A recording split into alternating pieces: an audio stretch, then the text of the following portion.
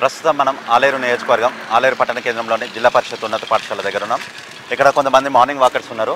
ఇక్కడ మనం morning walkers తోటి మాట్లాడి ఇక్కడ ఎమ్మెల్సీ పట్టభద్రుల దానికి ఈ మార్నింగ్ వాకర్స్ గ్రాడ్యుయేట్స్ ఎవరైతే ఉన్నారో వాళ్ళు ఏ పార్టీకి ఓటేస్తారు, ఏ అభ్యర్థిని తమ గ్రాడ్యుయేట్ ఎమ్మెల్సీగా కావాలని కోరుకుంటున్నారో వాళ్ళ మాటల్లోనే అడిగి తెలుసుకునే ప్రయత్నం చేయండి. మీ పేరు?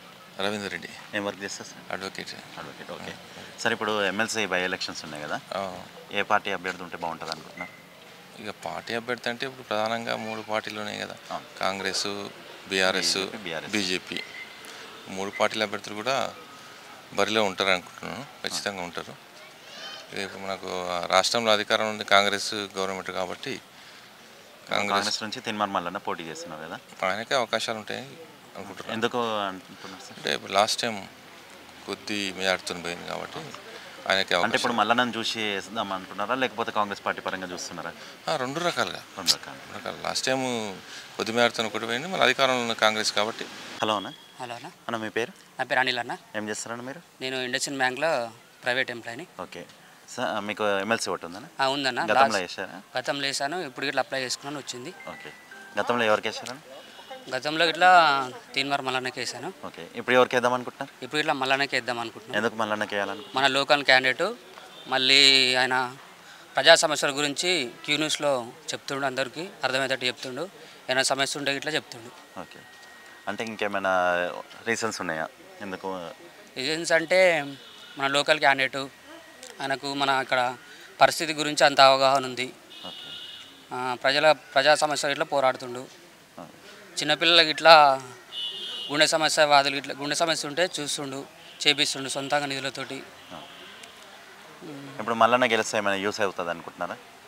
కంపల్సరీ యూజ్ అవుతుంది. మన లోకల్ క్యాండిడేట్ కాబట్టి మనకు సంబంధించిన నిరుద్యోగులకు కానీ ఉద్యోగుల గురించి కానీ కొట్లాడుతుందుకు అవకాశం ఉంది. సార్ నమస్తే. సార్ నమస్తే సార్, మీకు ఎమ్మెల్సీ ఓటు ఉందా? ఉంది. ఇది ఫస్ట్ టైమా? గతంలో కూడా వేసారా సార్? గతంలో వేసాం. గతంలో ఎవరికి వేసారు సార్? లాస్ట్ టైం వేసినాం పల్లరాజేశ్వర రెడ్డి గారికి. ఓకే, ఏం ప్రయోజనమైంది అందరికి తెలుసు. మళ్ళీ ఆయన ఎమ్మెల్యే పోటీ చేసి మళ్ళీ గెలిచి ఇప్పుడు బై ఎలక్షన్స్ బై ఎలక్షన్ రావడానికి కారణం పల్లరాజేశ్వర రెడ్డి గారు. ఓకే, అదే కంటిన్యూ చేసుకుంటూ అయిపోయేది కదా. ఇప్పుడు మల్లన్నకే ఎందుకు వేద్దాం అనుకుంటున్నా? ఇక మల్లన్న అంటే అది ఆయన ఒక రిపోర్టరు, ఆయన ఒక మంచి లీడరు. మేము కూడా అతన్ని లీడర్. అంటే మీరు ఏమైనా పార్టీ పరంగా చూస్తున్నారా, వ్యక్తిగతంగా చూస్తున్నారా? పార్టీ పరంగా అయినా వ్యక్తిగతంగా అయినా అతన్ని మేము ఒక ఎమ్మెల్సీగా చూడాలనుకుంటున్నాం. ఓకే, చూస్తాం ఈసారి. అంటే పర్టికులర్గా ఏమైనా రీజన్స్ ఉన్నాయా మల్లన్నకి వేయాలనేసి? మల్లన్నకి వేయాలని రీసెర్చ్ అంటే ఉన్నాయి. లాస్ట్ టైం కూడా చూశారు కదా మీరు ఎంత గట్టి పోటీ ఇచ్చిందో. అవును సార్. ఈసారి కూడా పక్కా మల్లన్న గారు గెలవాలని మేము ఆశిస్తున్నాం. గెలవాలని. Okay sir, thank you. Okay, thank you. Hi brother. Hi అన్న. మీ పేరు? వెంకటరెడ్డి అన్న. అన్న మీకు ఎమ్మెల్సీ ఓటు ఉందా? ఉందన్న. గతంలో ఉందా? ఇదే ఫస్ట్ టైమా? ఇదే ఫస్ట్ టైం. ఇదే ఫస్ట్ టైం. మొన్న ఎలక్షన్స్లో చేయాలి. ఇప్పుడు ఎమ్మెల్సీ బై ఎలక్షన్స్ ఉన్నాయి కదా, ఏ పార్టీ అభ్యర్థికి వేద్దాం అనుకుంటున్నారన్నా? తీన్మార్ మల్లన్నకి సపోర్ట్ చేద్దాం. ఎందుకు మల్లన్నకి వేద్దాం అనుకుంటున్నారన్నా? అంటే బేసికల్గా కాంగ్రెస్ పార్టీ అన్న. ఓకే, ఆయన ప్రజల కోసం నిస్వార్థంగా సేవ చేస్తాడు. ఆయన ఇప్పుడు ఎన్నికల అపార్ట్మెంట్లో కూడా ఆయన ఉన్న ఆస్తులన్నీ గవర్నమెంట్కు హ్యాండ్ ఓవర్ చేయడం జరిగింది. ఓకే, అలాంటి నిస్వార్థ పనులు కావాలనేసి కోరుకుంటున్నాం. అంటే ఆయన పార్టీ పరంగా చూస్తున్నారా, లేకపోతే ఆయన వ్యక్తిగతంగా చూస్తున్నామన్న? ఓకే, అంటే ఆయన ఆస్తులు ఇవ్వడం అది.